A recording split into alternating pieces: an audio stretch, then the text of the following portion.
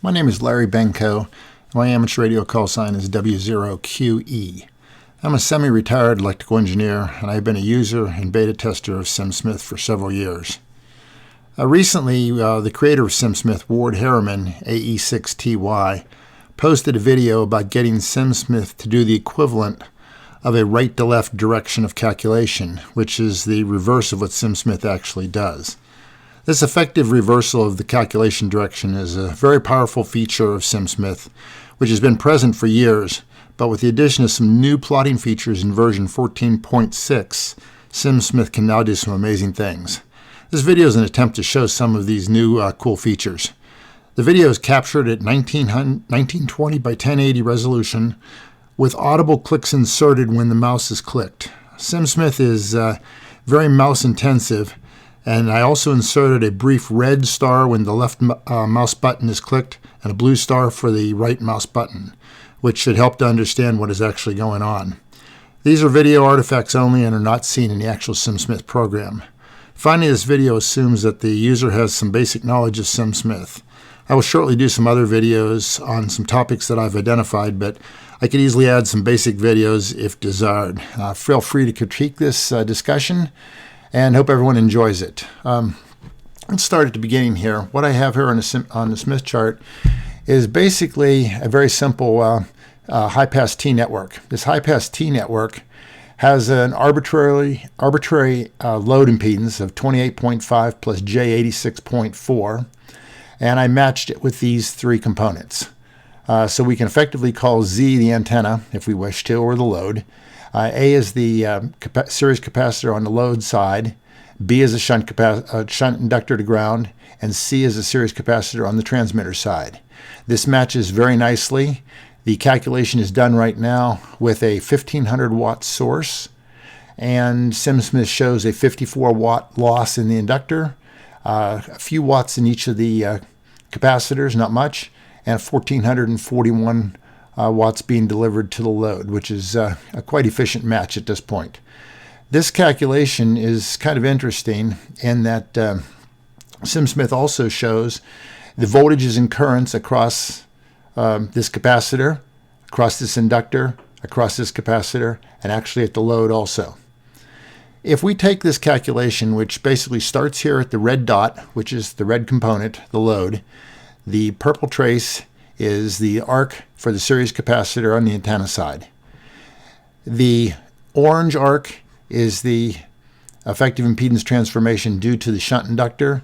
The green arc is the impedance transformation due to the series capacitor. Showing the blue X here, because this component is blue, being the final load impedance. Now, if we take this circuit, and we're going to do a couple little things before we get too far along. I've used a generator which is of this type, a UZ0.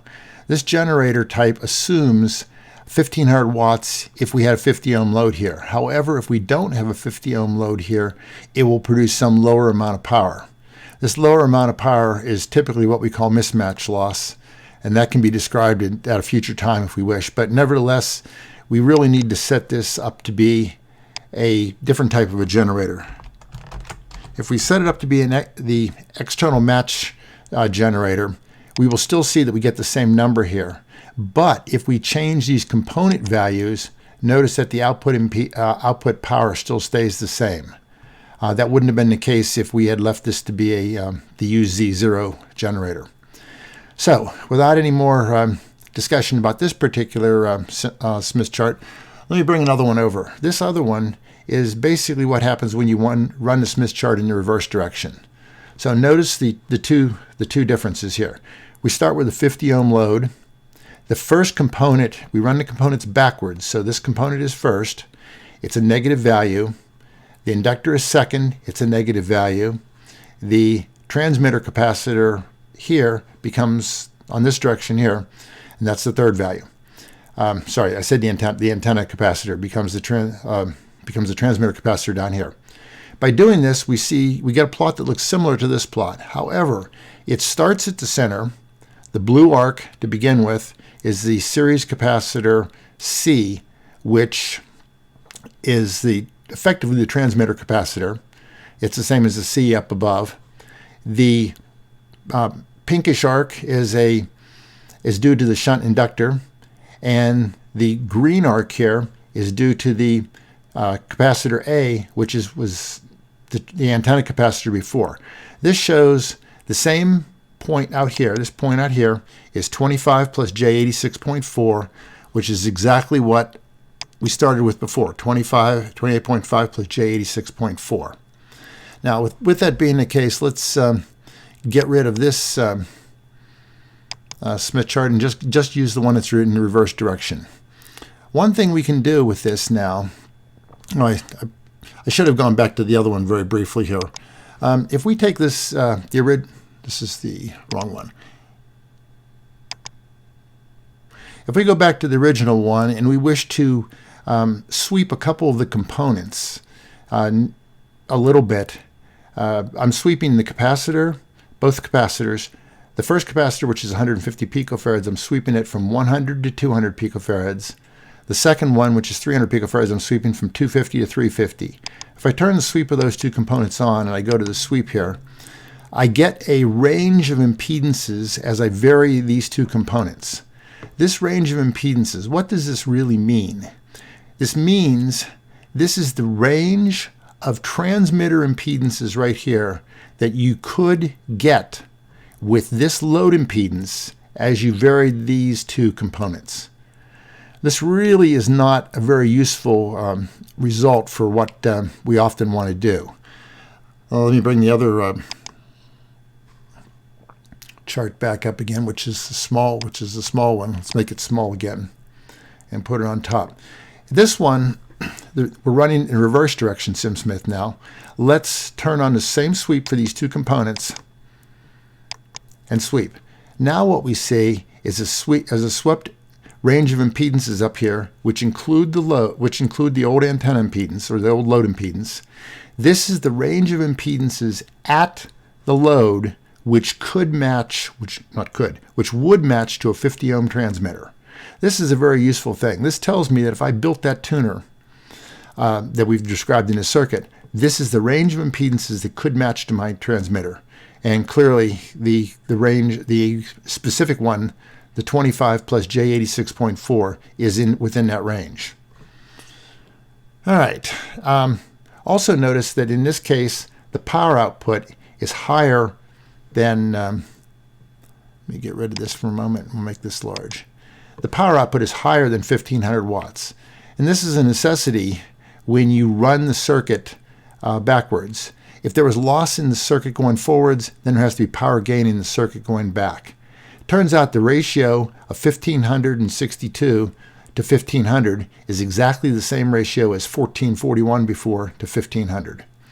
It's the same, exactly. So now, what can we do with this circuit? Well, the circuit tells us if we built this high-pass T network and we varied those two capacitors over this small amount of range, this is what this circuit is capable of matching at 7.1 megahertz. Let's be a little bit more realistic here. Nobody buys a 100 to 200 picofarad capacitor. I'm going to buy a capacitor that says 20 picofarads, let's say, to something like 400 picofarads. And I'll make the other capacitor the same capacitor. I was able to get a deal and got two of them at the same time. And 400 picofarads. Now the range is large. It's not the whole range of impedances by any means. However, this is with a fixed inductor. Let's now go and add an inductor. We can add an inductor by clicking the name here. SimSmith brings up all the possible things that we can sweep, and we will sweep B.H. That's component B, parameter H. So we'll add B.H to the sweep field. We can put them in any kind of order we want to put them in. It doesn't matter. And we will go down here and sweep this inductor from maybe 0.5 microhenries, minus 0.5 microhenries, to, let's say we're going to sweep it to minus 20 microhenries. And we're going to sweep with a log sweep. The reason for sweeping with a log sweep is inductance changes not linearly on a roller inductor, and log is a better representation of how many steps, the step kind of size you get. We've got 100 steps on the capacitors, linearly between 20 and 400 picofarads, 100 steps on this capacitor from 20 to 400 picofarads, and 100 steps in the inductor from 0.5 microhenries to 20 microhenries. That's 1,000,000 possible steps, 100 times 100 times 100. SimSmith clearly does not give us that by any means. And SimSmith runs in a mode which is kind of interesting. It's different than LT Spice, which is a batch mode. It runs in a real-time mode. So as I change things, let me just change this capacitor here, you see everything changing. That puts some extreme, requirements on the processor, to say the least. So what SimSmith does is, under preferences here, it only gives me 4,000 samples. What it does is it divides my 100 steps for each of my 3 components such that the product of those is somewhere near 4,000. So maybe that's like, I don't know, 15 times 15 times 15 of these steps. So these are very sparsely spaced. If I want more steps, I can press the sweep button here, and I will get the number of sweeps that I actually had selected for the extended sweep size, which is 40,000. So let's do that. We'll sweep that now. We see more points. If we want, we still don't see the 1,000,000 points. If we want to sweep more, we can sweep more. This becomes very dependent on how much memory you've got in your machine, how you've got, what kind of circuit you've got and everything else. But here's a sweep of 200,000 steps. It's not real slow, but it's not also not real time by any means. There's 200,000 steps. One would think that this T network matches every darn impedance you've got. And the answer is it does a pretty good job. And that's one of the beauties of a high-pass T network, which is why it's so popular, is it does with reasonable component sizes, it does a very good matching range, particularly on the middle HF bands. It has a problem on the low frequencies with range, and has a terrible problem at high frequencies, where typically the minimum inductance here isn't large enough. But we can go into that at a different time. Again, here's our sweep. Now you'd say to yourself, this is pretty cool. We've got some problems here. One is we've got dots outside the Smith chart. These dots are due to the fact that there are some impedances that can be matched, which represent a load that is actually a negative resistance. They don't really affect us. They don't affect the accuracy of the calculation at all. They're just kind of an annoyance. If I wanted those to go away, I could set this inductor to have a high Q, and we would see that pretty much they vanish. It's only due to the fact that the inductor does not have high enough Q. But the inductor not having high enough Q makes the inductor more of a real inductor. Now let me show you something that's very, very cool. In SimSmith, we've got some stuff that I've put in here earlier, plotting. And let's not get into what this really is at the moment. But let me just say that if I turn on the plot for this, turn that off, I get a colored plot. This colored plot is the same dots I had before, everything. However, the green section represents a less than 5% loss in my tuner. The yellow section, the yellow dots represent a 5 to 10% loss in the tuner. The red dots represent a 10 to 20% loss in the tuner. The black dots represent a greater than 20% loss. Blank, I have artificially blanked out everything that's outside of the Smith chart. Now this is very powerful. This tells us the matching range we've got, number one. It also tells us how efficient it is. Notice as we look along here, we start to see some little dots of different colors. If we zoom in on the Smith chart, what does this mean? Well, these two values right here, let's just say, match almost exact same impedance. Yet this value, which has low loss, is done with 300 picofarads, 288, and 1.1 microhenries. This one right next door to it is done with 66 picofarads, 66, and 3.88. If you read the manuals on most T-tuners, they tell you to try to get a match using the least inductance possible. If we use the least inductance possible, it's one of these green dots versus the red dot. Now, granted, there's a lot more dots in here if we did all 1,000,000 cases, but we didn't do all 1,000,000 cases. So back to the plotting window again. The plotting window shows the power that SimSmith now has in plotting. I declared a local variable to be 5% higher than, let me smooth this down a little bit, 5% higher than the power of the transmitter. I set the a P2 point to be 10% higher and a P3 variable to be 20% higher. Then I did some calculations. There's a new feature in SimSmith RGBA which lets me plot a particular color: red, green, blue, and the alpha channel. And alpha basically is like transparency. If I do this and you look up here, the red bit, which is set right here, I'm either going to have it just be 0 or 1 is all I'm going to do for this case. I want the red bit set whenever it's yellow or red. So anywhere between 5 and 20%, I want the red bit set. So here we are. Greater than 5%, less than 20%. I want the green bit set whenever it's less than 10%. So here it says less than 10%. Here, less than 10%. The blue bit is never set. And I have the alpha channel, which lets the dots show or not show. When this is when the real part of the impedance out here is greater than 0, that means we're inside the Smith chart. When that's true, this is a 1, which means it just shows. When this is a 0, it doesn't show. So if for purposes of just showing this, if I made the channel be on all the time, we now see some dots outside. And the fact that some of those are very efficient is kind of an artifact of how you calculate power, which is why I basically don't display those. Now, there's another interesting thing we can do. You build this tuner, you put 1500 watts to it, or your component's going to survive the test. Well, let's not do that as the calculation. Let's do this as the calculation. The double slashes tell SimSmith to ignore the line. This calculation says, same plot as before, but now we're only going to show the plot where the magnitude of the voltage on capacitor C is less than some value. It's this B parameter. So let's say you go to the store and you buy yourself 1500 volt, or let's say about 1000 volt capacitors. SimSmith in this case, by the way, SimSmith in this case, by the way, are calculating RMS voltages, and the voltage we have to worry about capacitor arcing over is obviously peak voltage. But let's say I had 1000 volt RMS rated capacitors. If I plotted this, I could now see the difference of where, let's see, close that off here.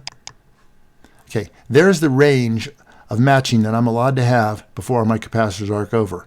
This entire area down here, I would arc the capacitors over. This entire area up here, I would arc the capacitors over. So that tells me I can have more points if I wish to. Still, it's in the same area. That tells me that basically what you have to do is get bigger capacitors, or you got to run less power. So back to the store, and I get some 2000 volt AC rated capacitors. Now, this is the range I can match. It still isn't as good as we had before. Well, that tells me, back to the store again, 3000 volt AC rated capacitors. Let's see what that does for us. Pretty much not as good as we had at the very beginning, but a lot of matching, except for some really high impedances. And this is pretty typical of a T-tuner. 3000 volt AC rated capacitors, 4200 volts, and that's a lot of voltage breakdown. This is obviously why you can break down, you can arc components. But this graph that shows how SimSmith can show the matching range and the efficiencies of the power is, in my opinion, extremely important. This tuner topology could have been any tuner you want it to be. I've done Pi networks. I've done the old Nye Viking Pi network with the output transformer, the Drake MN4, MN2700, which were basically a Pi L network. You can do the Johnson Matchbox. It shows the strengths and weaknesses of all the different tuner types. One small thing before I finish here is areas which are really solid in color tell you that there's a lot of component component value matches there. You would tune this tuner would tune very nicely in this area. It would tune less nicely in this area. It'd be a little touchier. That doesn't mean it wouldn't tune. It would just be a little bit more touchy. So, anyways, with that, I think that's pretty much what I wanted to say. But this is an incredibly powerful feature that is very, very cool, and hope everyone has enjoyed the video. Thank you very much for your time, and feel free to contact me and critique it if you wish.